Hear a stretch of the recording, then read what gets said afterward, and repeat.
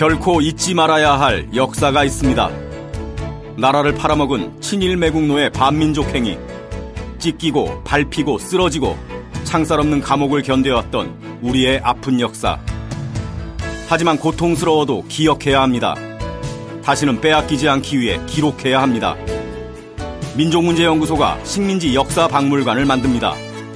한성의 역사관, 진실의 역사관, 식민지 역사박물관 건립에 시민 여러분의 힘을 보태주십시오.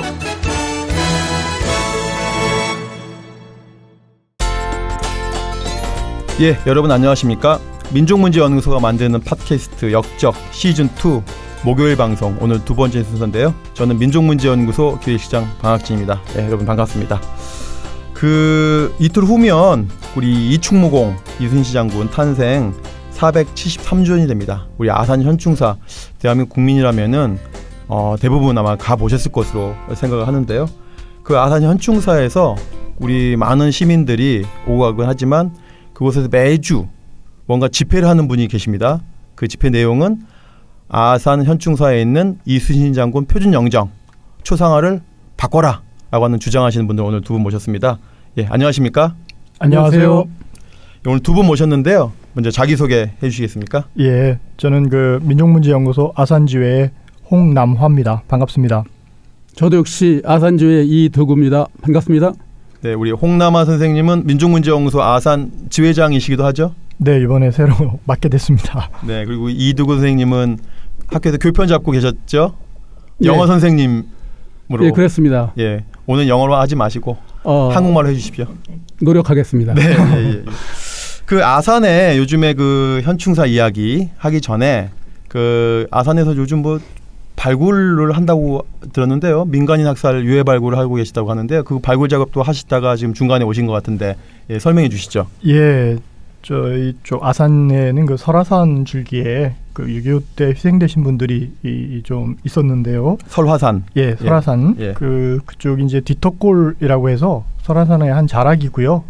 거기에서 이제 한국전쟁기 민간인 학살 유해 그 공동조사단을 저희가 하고 있는데, 현재 이번 아산은 이제 5차 발굴이 됩니다. 전국적으로. 예. 예, 진주부터 시작해서 지금 5번째 하고 있는 거죠, 민족문제연구소가. 예, 그렇습니다. 예. 그래서 저희 아산시 같은 경우는 이제 시민단체에서 대책위원회를 꾸려서 지원을 하고 있고, 뭐 현재까지 순조롭게 진행을 되고 있습니다.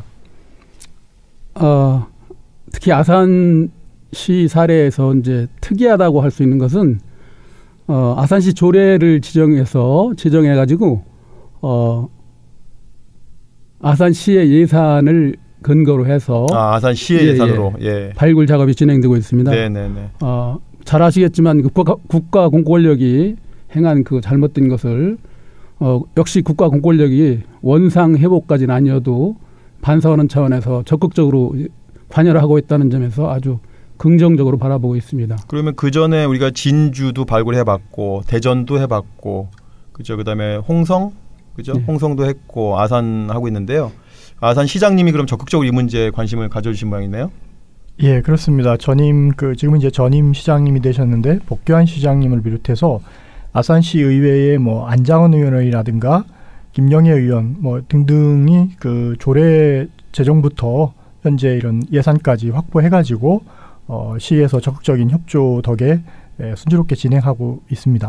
어떻게 보면은 진주를 시작으로 저희가 전국적으로 발굴하고 있는데 아마 아산시의 경우가 가장 지방정부 차원에서 가장 협조적이고 또 조례까지 만들어서 법적 근거까지 만들어서 또 예산도 보니까 꽤 많은 예산을 또 주셨더라고요. 네. 예. 그래서 저희가 그 전직 아산 시장님께 어떤 감사를 드려야 되겠습니다. 요즘에 뭐 충남 도지사 출마하신다고 해가지고 바쁘신 것 같아요. 네, 그렇게 알고 있습니다. 네네. 그렇다고 제가 특정 후보를 지지하는 건 아닙니다. 예, 오해 없으시기 바라고. 그건 좀 조심해야죠. 예.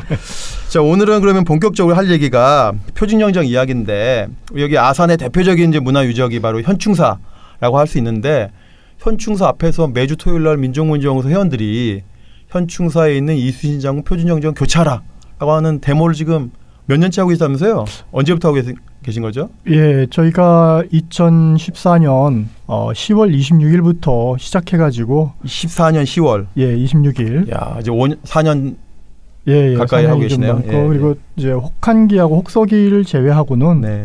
거의 뭐 매주 이렇게 하고 있습니다. 네. 2014년 10월이면 그 영화 명량 이제 데이트를 하고 그 평소에도 현충사는 많은 시민들이 찾아오시는데 명량 영화 이후로 정말 폭발적으로 찾아오신다고 들었어요. 네, 그렇습니다. 뭐 전국적으로 뭐 상당히 많은 시민들이 참배를 하고 있고요. 네. 그리고 뭐 해외에서도 요즘에 많이 오고 특히 가까이에 이제 미군 기지가 생겼는데 네. 아무래도 미군들도 생각보다 많이 오고 있습니다. 아, 미군들도 옵니까? 예, 주말에 가족들하고 제법 많이 이렇게 오는 걸로 그 아주 새로운 사실이네요. 예. 그러면 그 현충사 앞에서 표준 정정을 교체하라. 이순신 장군의 우리가 정말 존경하는 그 이순신 장군의 표준 정정을 왜 교체해야 되는 겁니까? 이순신 장군의 그 영정이 사실은 이제 국가 표준 영정 1호잖아요. 1호. 예. 네, 이 영정에 제작된 시기가 1953년도입니다. 네. 그리고 제작은 그 이순신 장군 그 충무공 그 기념사업회에서 네. 의뢰를 받아서 했다고 합니다. 네. 그러다 보니까 그 그릴 당시에는 뭐 특정한 어떤 그 고증이라든가 그 전쟁 시기였으니까 네, 뭐 이런 게 예. 아마 좀 부족한 상태에서 그리긴 했는데 네. 한 20여 년 후에 나라에서 표준 영정 1호로 이순신 장군 영정을 지정하게 됩니다. 73년에 지정한 걸로 나오네요. 예. 그러다 보니까 그 73년 이전에는 한 10여 점 이상의 그 이순신 장군 영정들이 있었는데 작가마다 각자가 다른 그림 형태로 그렸겠죠. 예, 그렇습니다. 그런데 이 월전 장우성 화백이 그린 그림이 표준으로 되다 보니 모든 그 기준이 그 그림에 맞춰서 지금은 다 교과서라든가 모든 그 기념 사업이 그거에 의해서 진행되고 있죠. 그 월전 장우성 화백이 그린 그림을 국가가 73년도에 표준 영정이다라고 해서 지정을 했죠. 네. 그럼 거기에 무슨 문제가 있는 건가요? 우선 그 이순신 장군 가문은 일제시대에 뭐 이순신 장군이 뭐 외적하고 싸우다가 돌아가시긴 했지만 그 이후에도 그런 나라 사랑 정신이 상당히 투철한 걸로 저희가 알고 있습니다. 네, 독립운동가도 배출한 걸로 되어 있던데요. 그렇습니다. 네. 예, 그 예를 들어서 그 13대 종손이 이종옥 선생 같은 경우도 뭐 우리가 잘 아는 이회행 선생이 세우신 신흥무관학교 출신입니다. 네, 우리가 지난번 방송에서 또 이야기 많이 나왔습니다. 아, 그렇습니까? 네.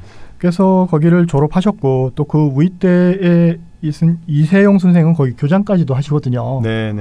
근데 이분이 이제 그 독립운동을 하기 위해서 국내에 이제 잠입을 하시다가 잡혀서 이런 그 있는데 당시 아마 신문 기사를 제가 잠깐 좀 읽어드리겠습니다.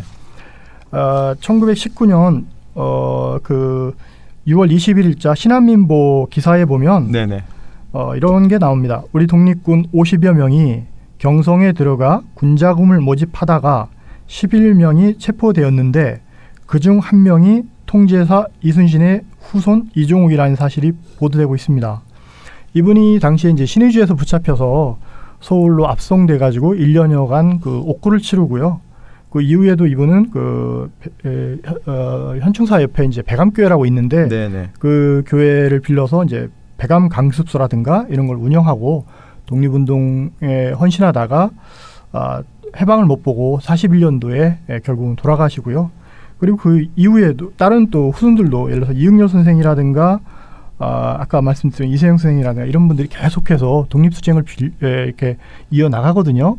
그런데 그 당시에 월전 장우성 화백의 그 행적을 돌아보면 좀 아마 왜 우리가 이걸 반대하는지 이해가 될 것 같습니다. 월전 장우성 화백 같은 경우는 이제 아까 말씀드린 것처럼 이당 김은호의 제자인데 이당 김은호의 제자인 월전 장우성. 이분이 1932년부터 이제 본격적으로 아마 그림을 그린 것 같아요. 근데 약 44년도에 이르기까지 연속적으로 이제 총독부 주최 그림 각종 그 그림에서 수상을 하거든요. 근데 특히 아까 그 이순신 장군 후예들이 독립투쟁에 이렇게 가열차게 투쟁을 할 때 이분은 이제 친일 미술 단체들의 가입을 해가지고 친일 행적을 노골화하게 됩니다. 국민총력 조선연맹이 발족을 하게 됩니다. 대표적인 민간 친일 단체죠. 네, 그렇죠. 그래서 이 당시에 이제 한국의 그 미술가들은 조선의 미술가들은 조선미술가 협회를 만들어서 그 징병제를 기념하는 총동원령? 네, 동원에 이런 그 협력을 하게 됩니다. 네.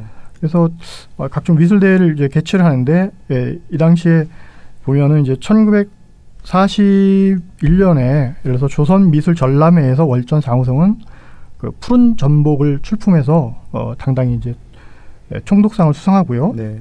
또 42년부터 43년도에는 창덕궁상이라는 걸 또 연이어서 수상해요. 네, 그것도 고위급 상입니다. 높은 상입니다. 그렇죠. 예. 그리고 또 43년도에는 반도 총우 미술전에도 나가고요. 그는 노골적인 미술 전람회죠. 예. 보면 뭐 전부 다 총 뭐 결전 막 이런 다 그 전쟁과 관련된 총무 결전, 전쟁과 관련된 미술 전람회도 있죠. 그렇습니다. 그래서 44년도 같은 경우 이제 결전 미술전에서 이제 당대 내노라는 이제 그 친일 작가들 엄선해서 이게 참여하게 되는데 그 중에 월전 장우성은 그 항전이라는 작품을 출품한 것으로 추정이 됩니다. 네. 그래서 이거를 놓고 이제 그 최열 선생, 미술평론가 최열 선생은 환경운동가 최열 선생 아닙니다. 미술평론가 최열 선생이시죠. 결전 미술전은 일제가 군국주의와 한국 식민화를 고취시키기 위해 연 전시회로 일제의 마지막 발악이다 이렇게까지 표현을 하게 됩니다. 네.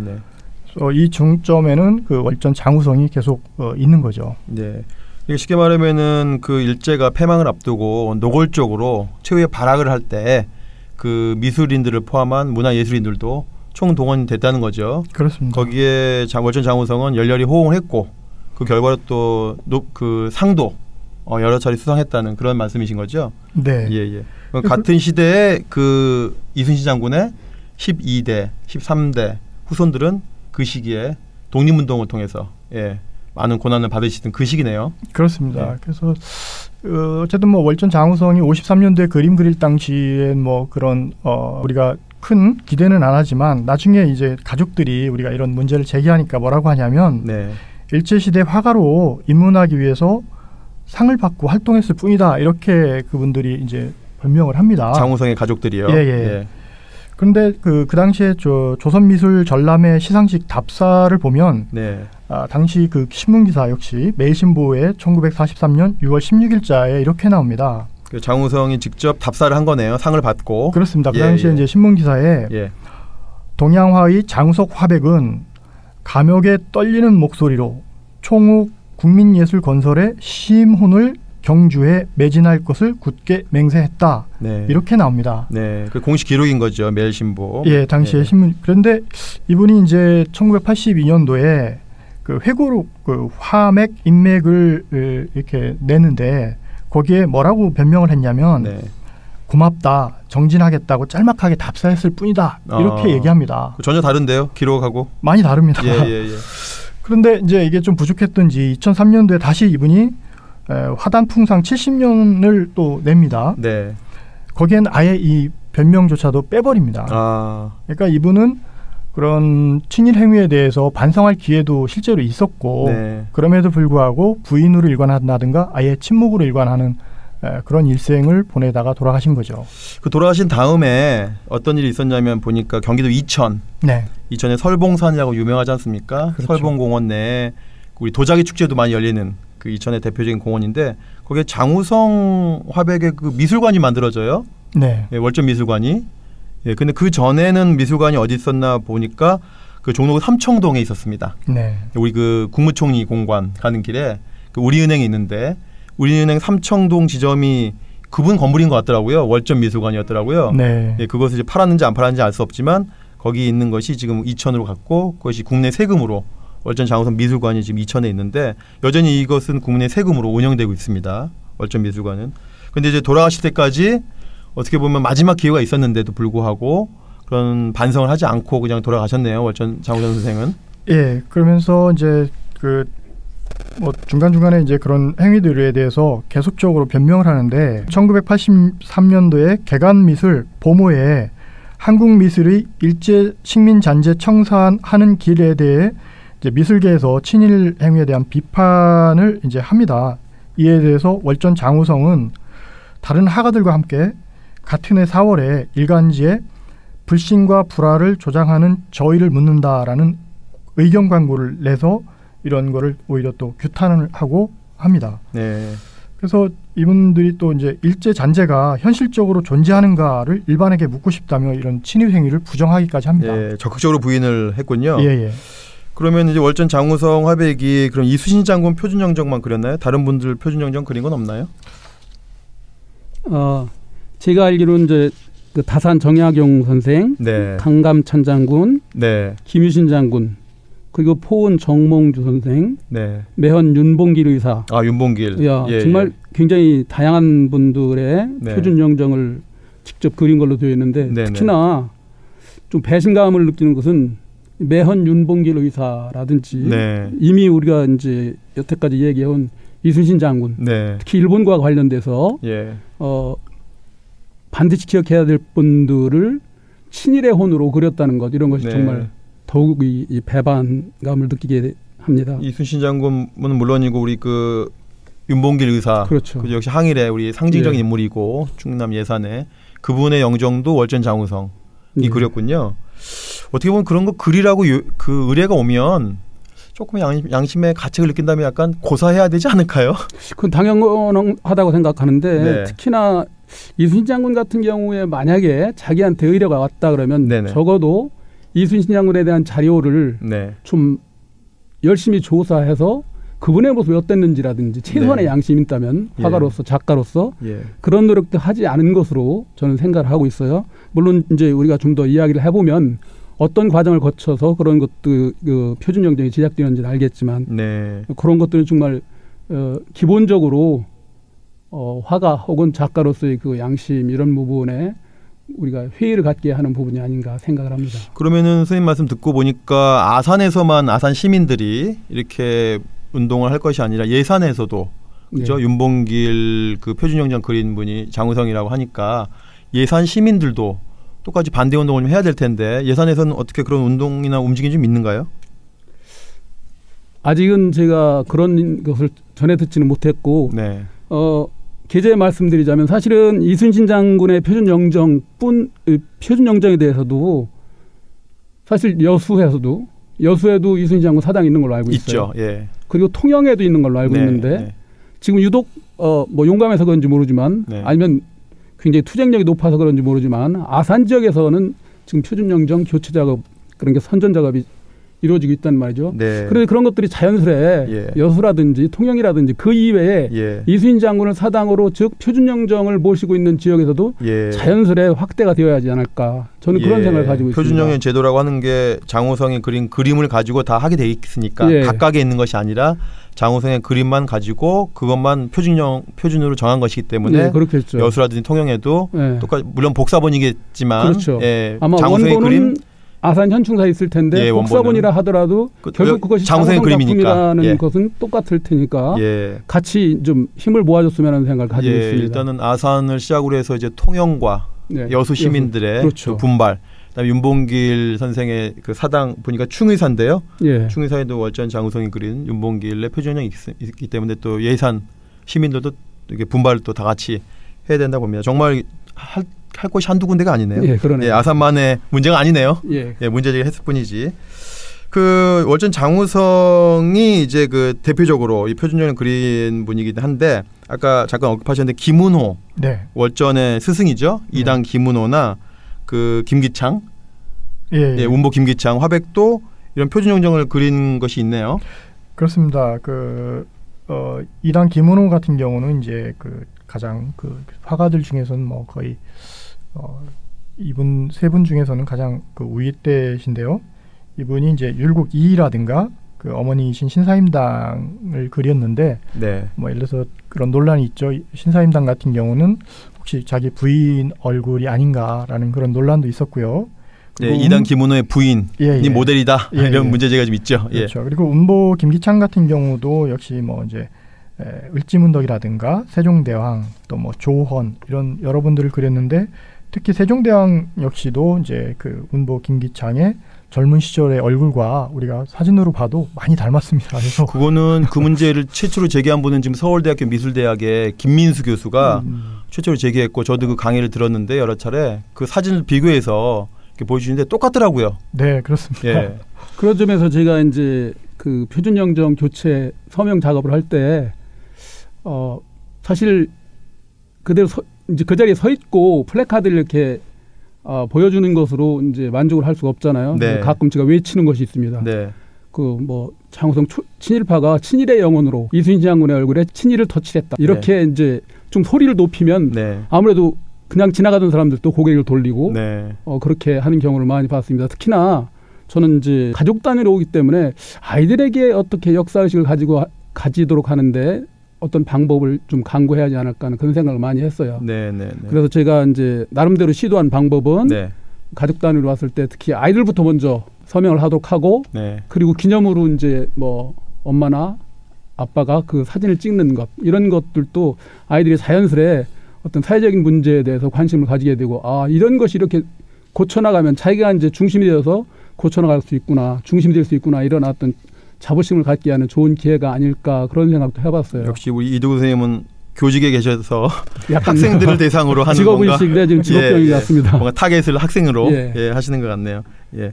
그럼 제가 여기서 잠깐 표준영령 제도에 대해서 그 청취자분들이 궁금해할 수 있으니까 잠깐 제도 도입의 배경이라든지 시작을 잠깐 제가 조사해봤는데요. 그 어쨌거나 이순신 장군의 그 이미지를 그 자기 이미지로 덧칠하고 싶은 거는 역시 박정희 아니었겠습니까? 그래서 박정희는 보니까 1973년도에 4월달에 보니까 박정희가 당시 문화부 장관한테 지시를 합니다. 뭐라고 지시하냐면 전국 각지에 이순신 장군의 영정을 통일해라. 그리고 이순신 동상 건립을 규제하는 방안을 전문가와 협의해라. 앞으로 그 이순신 동상은 통일된 영정에 의해서 세우도록 하고 이순신 장군을 빙자한 상업 행위를 철저히 단속하라. 그러니까 쉽게 말하면 이순신 장군을 이제 영웅화시키는 작업을 하니까 그 주변에 그 장사꾼들도 몰려들면서 그걸 상업하는 데 앞장서니까 그것을 좀 통일해라. 그렇게 해서 이 지시를 합니다. 73년도 4월에. 그 지시가 지금 근거가 돼가지고 국무총리 지시가 되고 그 표준영정 심의 규정이 만들어져 가지고 있거든요. 그러니까 그래서 지금까지 오고 있는데 저희가 이제 조사를 해봤더니 작년 기준으로 현재 총 96분의 그 위인들의 표준영정이 지정이 돼 있습니다. 국가에 의해서. 그 중에서 이제 그 말하자면은 아까 말씀하신 월전 장우성, 그다음에 또 이당 김은호, 또 김기창, 또 이런 분들이 그린 게 총 96점 중에서 14점이 되더라고요. 그러니까 요 14점은 다른 건 모르겠고 우선적으로 14점은 빨리 교체를 하는 작업이 지금 필요한데 근데 표준영정이 교체된 사례가 한번 있었죠? 예. 유관순 열사가 이제 교체가 됐는데요. 네.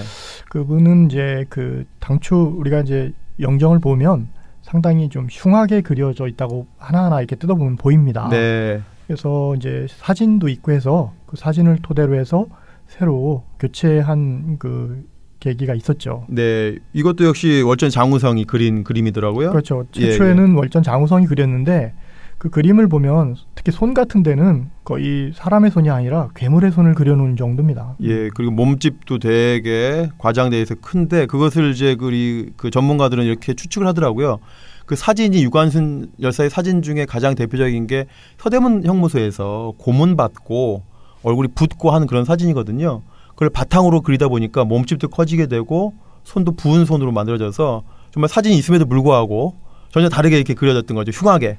근데 다행히 그것도 이제 우리 민족문제연구소 회원들이 주장을 해서 노무현 정권 때 바뀌게 되는 첫 번째 사례가 됐는데 그다음부터 이제 계속 바뀌어야 되는데 정권이 이제 임기가 끝나다 보니까 이명박근혜 때는 전혀 이런 문제가 논의조차 안 되다 보니까 지금에 왔죠. 어떻게 보면 9년 전에 해야 될 일을 지금 저희가 다시 하는 것 같아요. 그러게 말이에요. 한번 표준영정으로 이렇게 지정이 되면 이렇게 변경이 어려운가 봅니다. 네, 그 변경이 어렵기 때문에 빨리 변경해야 됩니다. 실제로는 그 경우에 있어서도 이제 충실한 고증 같은 거 아까 말씀하셨듯이 이제 감옥에서 고문 상태에 있는 그 사진을 자료로 해서 해야 됐었을까 이런 거에 대해서는 고민을 전혀 하지 않았다는 거죠. 네네네. 그러다 보니까 지금 국회에도 이순신 장군 동상이 있지 않습니까? 그 동상 역시 계속 좀 문제가 되고 있거든요. 그 제대로 복원이 안 됐다 하는 문제부터 해서 왜냐하면 이게 표준영정을 가지고 또 그 동상도 만들었을 테니까 자꾸 계속 문제점이 반복이 되는 그런 형태 재생산이 될 가능성이 있겠네요. 네, 그렇습니다. 차제 이제 표준영정 제도까지도 저희가 한번 고민을 해봐야 될 것 같아요. 일단은 그렇지만 먼저는 친일 화가들이 그린 표준영정은 먼저 교체하고 급한 대로. 그다음에 제도에 대한 개선은 한번 차분하게 우리가 공론장을 만들어서 한번 논의를 해봐야 되겠다 이런 생각을 하게 되는데요. 그럼 이제 끝으로 우리가 또 아산에서 또 하나 또 우리가 현안이 있습니다. 표준형뿐만 아니라 요즘에 또 아산 현충사에 있는 박정희 대통령이 쓴 현판? 네. 한글 현판이죠. 예. 그게 또 문제가 좀 되고 있는데요. 그 한글 현판은 이제 사실은 현충사가 이 이순신 장군의 그 추모 공간이긴 한데 여러 번 위기가 있었습니다. 네. 예를 들어서 1931년도에도 사실 그 당시에 이제 저 후손들이 어려워서 일제시대 때. 예. 네. 그 이렇게 좀 경매 처분될 위기에 있었는데 네, 네. 당시에도 역시 국민 성금으로 이렇게 그 현충사가 지금의 구본전이라고 하는데요. 네. 그쪽에 이제 모셔져 있고요. 거기에는 이제 그 숙종 임금인가요? 예, 숙종. 예, 그분의 친필이 지금 남아 있습니다. 잘. 예, 숙종의 친필 현판이 있죠. 네. 예. 그런데 이제 박정희 대통령이 취임하면서 이제 현충사를 다시 중건하면서 그 자신이 이제 또 현충사라는 또 현판을 또 쓰죠. 네. 그래서 지난번에 문화재청에서는 이제 그 교체 요구를 하니까 그것도 하나의 역사다라고 하면서 이제 변경에 대해서 교체 요구에 대해서 반대를 했었죠. 네. 근데 같은 논리로 보면 강화문 같은 경우는 옛날 사진을 갖다가 그 원본이다는 식으로 해가지고 바꾸는 움직임이 있었지 않습니까? 예, 옛날 사진을 발굴해서 최대한 원본에 가깝게, 원형에 가깝게. 그렇죠. 예, 근데 그거에 비해서 현충사는 이미 있고 또 박정희 대통령의 그런 뭐 공과는 있으나 최소한도 박정희 대통령의 그런 현판이 역사성이 있지만 어떻게 감히 숙종임금의 그런 현판에 비교할 수 있겠습니까? 네, 예, 예. 뭐 핑계가 좀 궁색한데요. 뭐 건물 구조화 좀 안 맞다는 식으로 하고 너무 적게 썼다는 식으로 막 그 가진 핑계를 대는데 이것은 정말 핑계를 위한 핑계고 정확하게는 바꿀 생각이 거의 없다. 뭐 이렇게 지금 보여지고요. 그것 역시도 좀 빨리 바뀌었으면 좋겠습니다. 그러니까 이제 앞으로 현충사를 방문하시게 될 청취자들에게 한번 안내를 드리면 현충사를 이제 들어가 보시면 정문을 쭉 직진해서 올라가면 가장 높은 곳에 가장 큰 건물이 있는데 그것이 이제 콘크리트로 만든 그렇죠. 박정희 시절에 만든 콘크리트로 만든 현충사가 나오죠. 그것에 이제 현판도 이제 박정희가 쓴 건데 그 가시기 전에 왼쪽으로 가시면 공중 화장실이 있습니다. 공중 화장실이. 공중 화장실에 또 아주 작은 사당이 있거든요. 그 작은 사당에 바로 그 숙종 현판이 걸려 있는 거예요. 그렇습니다. 근데 그 사당은 그래도 작다고 하지만 말씀하시던 1930년대에 네. 그 당시 민중들이 전국의 민중들이 성금을 모아서 그 만든 사당이기 때문에 역사성이 있는 거죠.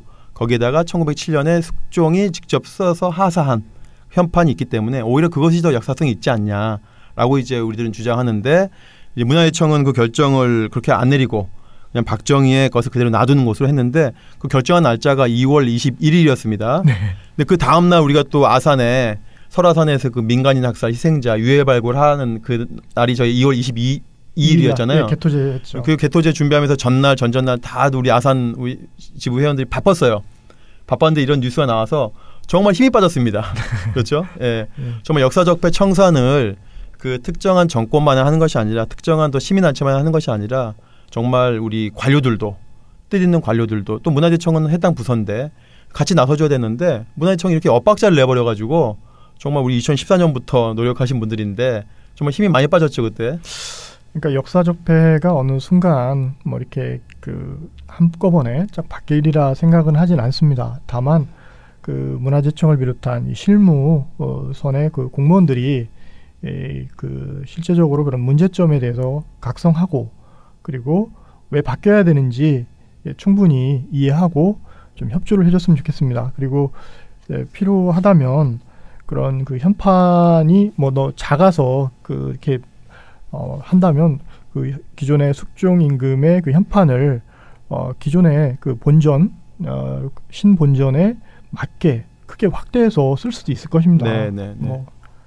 방법은 여러 가지가 있죠. 그렇죠. 예, 어쨌거나 우리가 그 자존심 문제가 있고 또 선열들을 생각한다면 친일 화가가 그린 표준 정정을 계속 걸어놓는 문제. 그다음에 대표적인 친일 군인과 독재자가 만든 그 현판을 계속 놔두면서 이 이순신 장군의 영예를 우리가 스스로 훼손하고 있는 거 아닌가 이런 반성들을 좀 해봐야 될 것 같아요. 그러니까 어렵게 시민들이 시간을 내서 가족이나 뭐 여러 이렇게 그 친구나 해가지고 주말에 와서 현충사에 와서 이제 이순신 장군을 추모하는데 실제 이렇게 외형을 보면 영정도 그렇고 현판도 그렇고 친일 일색이지 않습니까? 네. 다행히 얼마 전에 이제 그 연못은 이제 외색에서 이제 좀 바꿨습니다. 네, 조선식 정원의 형태로 바꾼다고. 예, 그렇죠. 예. 나무들도 좀 뭐 일본 네, 금송도 좀 없앤다고 하고 그렇게 하고 있으니까 이번 기회에 그런 친일 잔재들이 말끔히 정리됐으면 좋겠습니다. 예, 말씀하신 대로 이틀 후면은 우리 이순신 장군 충무공 탄생 473년이 되니까 다시 한번 그런 문제들을 저희가 고민해봤으면 좋겠고 이거 지나가는 말로 드리는 말씀인데요. 제가 1월달에 그 문화체육관광부 안에 노동조합이 있더라고요. 네. 그 노조위원장님 만날 기회가 있었는데 이 문제를 적극 얘기를 하고 있답니다. 지금 도종환 장관님한테. 그래서 도종환 장관님도 상당히 표준정지형 제도의 문제점에 대해서 인식을 하고 있다고 제가 전해 들었는데 직접은 듣지 못했지만 근데 제가 보기에는 그 도종환 장관님이 그 동계올림픽하고 패럴림픽 때문에 그동안 바쁘셨을 것 같아요.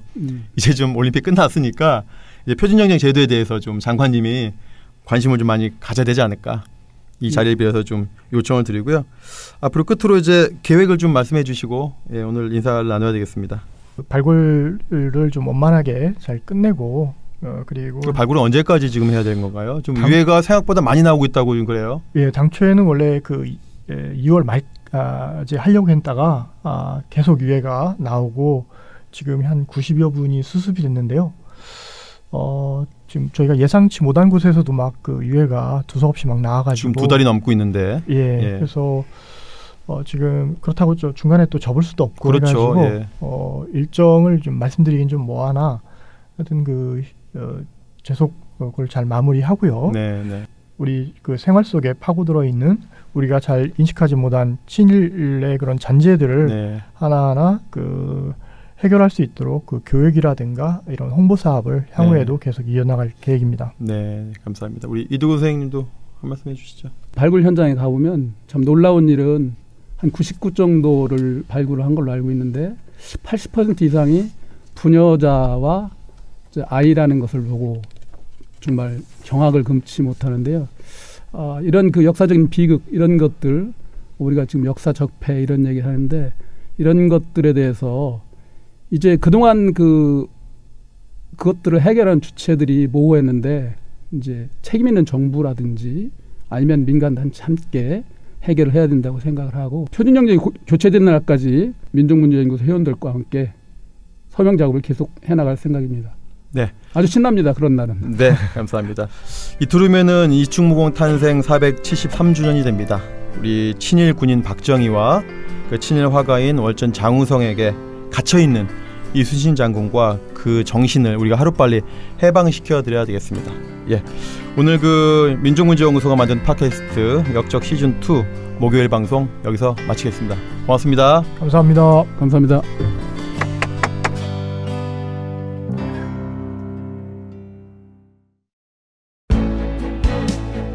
연구와 실천 두 바퀴로 달려온 26년 시민의 힘으로 친일인명사전을 만들었듯이 촛불 시민 정신으로 역사 적폐를 청산하겠습니다. 인권, 평화, 미래를 생각하는 역사행동 민족문제연구소의 회원이 되어주세요. 작은 힘이 모여 역사를 움직입니다.